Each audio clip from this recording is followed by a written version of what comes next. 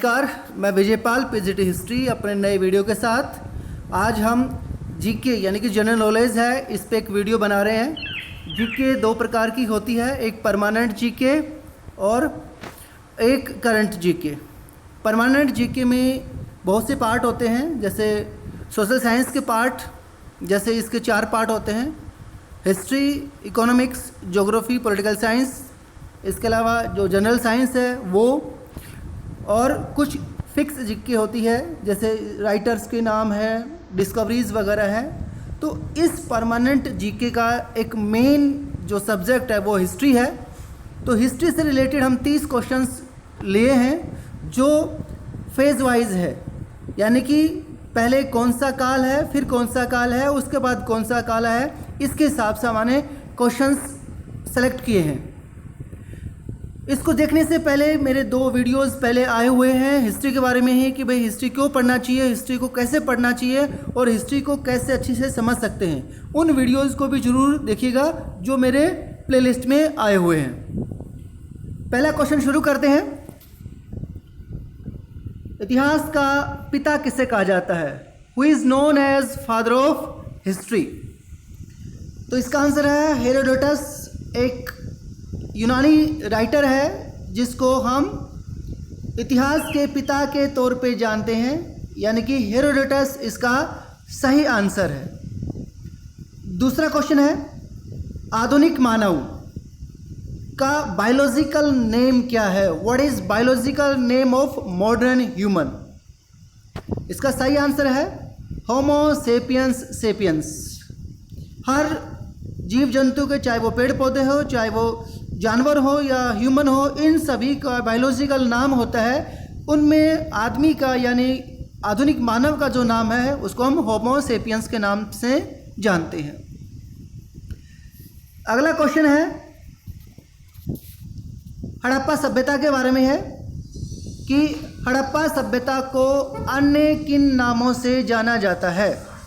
हड़प्पा सभ्यता को 3 नामों से जाना जाता है। एक खुद हड़प्पा सभ्यता है, दूसरा सिंधु सभ्यता या सिंधु घाटी की सभ्यता, और एक और नाम है जिसको हम कांस्य युगीन सभ्यता कहते हैं। तो एक प्रकार से इसके 4 नाम हो गए: हड़प्पा सभ्यता, सिंधु सभ्यता, सिंधु घाटी की सभ्यता और कांस्य युगीन सभ्यता। अगला क्वेश्चन है, हड़प्पा सभ्यता के जो प्रमुख स्थल हैं उनके नाम बताओ। हालांकि लगभग 1500 स्थल हड़प्पा सभ्यता से संबंधित अभी तक खोजे गए हैं। उनमें से जो बड़े बड़े शहर हैं या बड़े बड़े स्थल हैं वो हैं हड़प्पा, मोहनजोदड़ो, चनहुदड़ो, कालीबंगा, बनावाली, लोथल, धोलावीरा, राखीगढ़ी और सुतकांगेडो। इसमें से पहले जो 3 हैं, हड़प्पा, मोहनजोदड़ो और चनहुदड़ो, ये आज के पाकिस्तान में है। कालीबंगा आज के राजस्थान में, बनावाली हरियाणा में, लोथल, धोलावीरा ये दोनों गुजरात में, राखीगढ़ी हरियाणा में और सुतकांगेडोर आज के पाकिस्तान में है। अगला जो क्वेश्चन है, हड़प्पा सभ्यता का समय कब क्या है या इसका विकसित काल कौन सा है? हालांकि हड़प्पा सभ्यता की शुरुआत है लगभग 3500 ईसा पूर्व से मानी जाती है, लेकिन अगर इसके विकसित पीरियड के विकसित काल की बात करें, जब इसमें नगरों के बारे में काफ़ी डिटेल इन्फॉर्मेशन है, तो वो लगभग 700 सालों का है। 2600 ईसा पूर्व से लेकर के ना 1900 ईसा पूर्व। ईसा पूर्व में क्या होता है कि ईसवी सन से पहले जो समय है वो घटता चला जाता है। 2600 से जैसे 1900 आ गया, 1900 से 1500, ऐसे घटते घटते 0 आ जाएगा और फिर 0 आने के बाद फिर आगे बढ़ना शुरू करेगा। 1 2 3 4 100 200 400 500, जैसे आज 2020 ईसवी सन है, ऐसे बढ़ता चल जाएगा। अगला क्वेश्चन है, सिंधु सभ्यता की लिपि किस प्रकार की है? स्क्रिप्ट कैसी है, लिखावट किस प्रकार की है? तो एक चित्रात्मक है या संकेतात्मक लिपि है, पिक्टोग्राफिक, यानी पिक्चर्स के थ्रू इस लिपि में चीज़ों को समझाने की कोशिश की गई है। आज की जो हमारी लिपि है, जैसे हिंदी की लिपि देवनागरी है, वो लेटर्स के बेसिस पे है, यानी कि वर्ण पर आधारित है, जबकि सिंधु सभ्यता की जो लिपि है वो चित्र या संकेतों पर आधारित है। अगला क्वेश्चन है, सिंधु सभ्यता की समकालीन सभ्यताएं कौन कौन सी हैं? सभ्यता का मतलब होता है लोगों के रहन सहन का एक विकसित स्तर होना, एक विकास की ऊंचाइयों को छू लेना। अगर बात करते हैं इसके समकालीन सभ्यताओं की, तो पहली है मेसोपोटामिया, जिसको आजकल हम इराक कहते हैं, तो मेसोपोटामिया की सभ्यता। दूसरा मिस्र की सभ्यता, जिसको इंग्लिश में इजिप्ट बोलते हैं, मिस्र की सभ्यता। और तीसरा हवांग हो, एक रिवर का नाम है, ये चीन की सभ्यता है। एक्चुअली तीनों जो सभ्यता है, मेसोपोटामिया भी नदी आधारित है, जिसमें दजला और फरात दो नदियों की बात है। मिस्र की सभ्यता भी नदी पे आधारित है, जो नील पे डिपेंड करती है, नील नदी पे आधारित है। हवांग हो चीन की सभ्यता है, इस नदी के नाम पे है। और चौथी जो सभ्यता है, सिंधु सभ्यता, जो भारत की सभ्यता है, वो भी नदियों के नाम पे है, जिसमें सिंधु नदी है, प्रमुख नदी है, और उसकी सहायक नदियाँ इसमें शामिल हैं। अगला क्वेश्चन है, हड़प्पा सभ्यता में हरियाणा के प्रमुख स्थल कौन कौन से हैं, उनके नाम लिखिए। तो इसमें 3 प्रमुख स्थल हैं, हालांकि बहुत ज़्यादा इससे स्थल हैं, लेकिन ये 3 प्रमुख हैं, जिसमें बनावाली है, राखीगढ़ी है और मिताथल। ये 3 प्रमुख हड़प्पा कालीन हरियाणा के स्थल हैं। अगला जो क्वेश्चन है, हड़प्पा सभ्यता है वो किन किन क्षेत्रों में फैली हुई थी या किन किन स्थानों पे थी? अगर देशों की बात करें तो अफ़गानिस्तान, पाकिस्तान और भारत, इन 3 देशों में फैली हुई है। और भारत के भी राज्यों की बात अगर करें हम तो जम्मू कश्मीर से लेकर के ना पंजाब, हरियाणा, उत्तर प्रदेश, राजस्थान, गुजरात और महाराष्ट्र तक ये फैली हुई थी। ये लगभग त्रिभुज आकार में ये सभ्यता फैली हुई थी।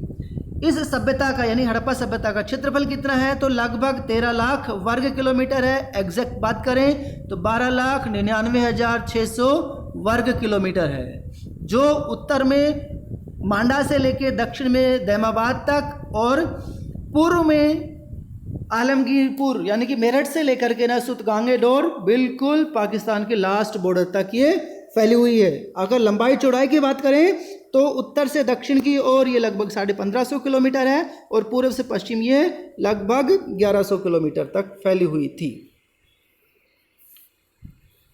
आगे नेक्स्ट क्वेश्चन जो हमारा है वो है भारत का प्रथम नगरीकरण। नगरीकरण का मतलब होता है इंडस्ट्रियलाइजेशन, नगरों का बनना, यानी कि नगर जब बनते हैं उसको हम नगरीकरण करते हैं। और पहला जो नगरीकरण है भारत में वो हड़प्पा सभ्यता को माना गया है। हड़प्पा सभ्यता को प्रथम नगरीकरण है या नगरों के नाम से जाना जाता है। अर्बनाइजेशन या फर्स्ट अर्बनाइजेशन पीरियड इसको कहा गया है। पहली बार भारत में नगर देखने को मिलते हैं इस समय में, यानी कि 2600 से 1900 BC के बीच में। अगला क्वेश्चन है हड़प्पा सभ्यता का समय कब से कब तक माना गया है? वैदिक सभ्यता का समय कब से कब तक माना गया? हड़प्पा सभ्यता से संबंधित ये 11 क्वेश्चन हम कर चुके हैं। अगला जो काल है वो है वैदिक सभ्यता का काल। और वैदिक सभ्यता का काल कब से कब तक माना गया है? तो ये 1500 ईसा पूर्व से लेकर के ना 600 ईसा पूर्व तक माना गया है। इसको 2 भागों में हम बांट सकते हैं। एक पूर्व वैदिक सभ्यता जिसको ऋग्वैदिक सभ्यता कहते हैं, जो 1500 BC से 1000 BC तक है, यानी कि 500 सालों तक विकसित रही थी। दूसरा उत्तर वैदिक काल, यानी कि जो ऋग्वेद है उसके बाद के समय का काल है, ये 1000 ईसा पूर्व से 600 ईसा पूर्व तक माना गया है। अगला जो वैदिक सभ्यता है, इसका नाम ही वैदिक सभ्यता इसलिए पड़ा है क्योंकि ये वेदों पर आधारित है। और वेदों की बात करते हैं तो 4 वेद हैं। पहला है ऋग्वेद, दूसरा सामवेद, तीसरा यजुर्वेद और चौथा अथर्ववेद। इन 4 वेदों पर आधारित सी सभ्यता वैदिक सभ्यता के नाम से जानी जाती है। अगला क्वेश्चन है सत्यमेव जयते जो भारत का राष्ट्रीय वाक्य है, ये कहाँ से लिया गया है? तो एक उपनिषद है मुंडक उपनिषद या मुंडको उपनिषद, इकट्ठा बोलेंगे तो मुंडको उपनिषद, अलग अलग बोलेंगे मुंडक उपनिषद। वहाँ से ये राष्ट्रीय वाक्य लिया गया है। जैसे हमने हड़प्पा सभ्यता के बारे में बात की, वैदिक सभ्यता के बारे में भी है कि वैदिक सभ्यता किस क्षेत्र में फैली हुई थी। तो वैदिक सभ्यता जैसे हमने पहले बात की 2 भागों में बटी हुई है, वैदिक काल और उत्तर वैदिक काल। जो वैदिक काल है वो सप्त सैंधव प्रदेश यानी कि जो सिंधु नदी है प्लस उसकी जो 5 सहायक नदियां हैं झेलम, चिनाब, रावी, सतलुज और व्यास, इस क्षेत्र में फैला हुआ था। और उसके बाद में ये पश्चिम से पूर्व की ओर आगे बढ़ते हुए गंगा यमुना क्षेत्र में, गंगा यमुना दोआब में फैल जाता है, जो उत्तर वैदिक काल के नाम से जाना जाता है। अगला क्वेश्चन है, ऋग्वेद में किन किन देवी देवताओं को ज़्यादा महत्व दिया गया है? तो इसमें सबसे ज़्यादा इंद्र के बारे में लिखा गया है, उसके बाद अग्नि देवता के बारे में और तीसरा वरुण। ये 3 प्रमुख देवता हैं जिनके बारे में प्रशंसा में काफ़ी सूक्त या छंद लिखे गए हैं। अगला क्वेश्चन है, उत्तर वैदिक साहित्य के भाग कौन कौन से हैं? यानी कि उत्तर वैदिक साहित्य में कौन कौन सी रचनाएं हैं? तो ऋग्वेद को छोड़ करके ना बाकी तीनों वेद जैसे सामवेद, यजुर्वेद और अथर्ववेद ये उत्तर वैदिक साहित्य का भाग है। इसके अलावा ब्राह्मण साहित्य है, ब्राह्मण का मतलब है ज्ञान। उसके अलावा अरण्यक जो साहित्य है वो भी इसी का भाग है, और अंतिम इसका भाग है उपनिषद। इन सभी को मिलाकर के ना उत्तर वैदिक साहित्य बनता है, और ऋग्वैदिक साहित्य में केवल ऋग्वेद को लिया गया है या ऋग्वेद आता है। अगला क्वेश्चन है कि ऋग्वेद में किस प्रकार का साहित्य लिखा गया है? तो इसका आंसर है देवी देवताओं की प्रशंसा में लिखे गए सूक्त। जैसे ऊपर हमने बात की थी कि इंद्र, अग्नि और वरुण, इन देवी देवताओं की प्रशंसा में इसमें लेख लिखे गए हैं, सूक्त लिखे गए हैं, और इनकी प्रशंसा के लिए या जब जैसे बारिश करना है तो इंद्रदेव को प्रसन्न करने के लिए यज्ञ करना, और नहीं सूक्तों का या मंत्रों का उच्चारण करना, ऐसा लिखा गया है। सामवेद में क्या जानकारी मिलती है या सामवेद किस प्रकार का वेद है? तो सामवेद संगीत के बारे में है और लयबद्ध तरीके से इसमें सूक्त बनाए गए हैं। अगला वेद यजुर्वेद है, वो किस प्रकार का वेद है या यजुर्वेद में किस प्रकार की जानकारी मिलती है? तो ये वेद यज्ञों से संबंधित है, जिसमें ज्योमेट्री यानी ज्योमेट्री के अनुसार यज्ञ बनाने की विधि का ज्ञान दिया गया है। अगला जो क्वेश्चन है, क्वेश्चन नंबर 21, कि अथर्ववेद किस प्रकार का ग्रंथ है? हम हर क्वेश्चन को सीक्वेंस वाइज पढ़ रहे हैं ताकि एक के बाद एक सारे चीज़ें कनेक्ट होती रहें और हम एक्सप्लेन भी करें। अगर इनको हम अलग अलग याद करने की कोशिश करेंगे तो बहुत जल्दी है, इसलिए जिस क्रम में, जिस सीक्वेंस में इनको रखा गया है उसी क्रम में इनको पढ़ने और याद करने की कोशिश करें तो ये लंबे समय तक हमें याद रहेंगे।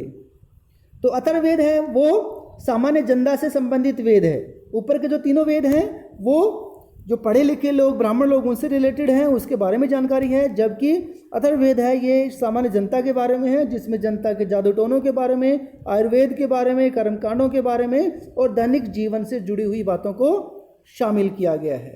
अरण्यक शब्द जो हमने ऊपर बात की थी कि अरण्यक शब्द जो है उत्तर वैदिक साहित्य का भाग है, तो ये किस प्रकार का ग्रंथ है? इसमें अरण्यक शब्द का मतलब होता है जंगल, यानी कि जंगल में रह करके ना चिंतन मनन करके साहित्य का लेखन जो किया गया है, उन रचनाओं को अरण्यक कहा गया है, जो वैदिक साहित्य का एक भाग है।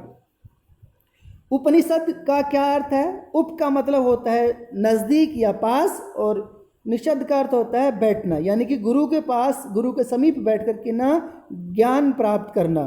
तो इस प्रकार के जो प्रश्न है, जैसे हम कक्षाओं में क्वेश्चन आंसर करते हैं टीचर्स के साथ, उसी तरह के इसमें सवाल जवाब किए गए हैं।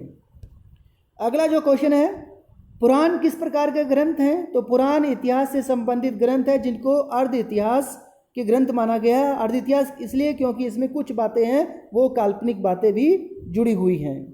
इनमें हमें राजवंशों का इतिहास मिलता है, भारत के अलग अलग राजाओं के बारे में, उनके वंशों के बारे में बताया गया है।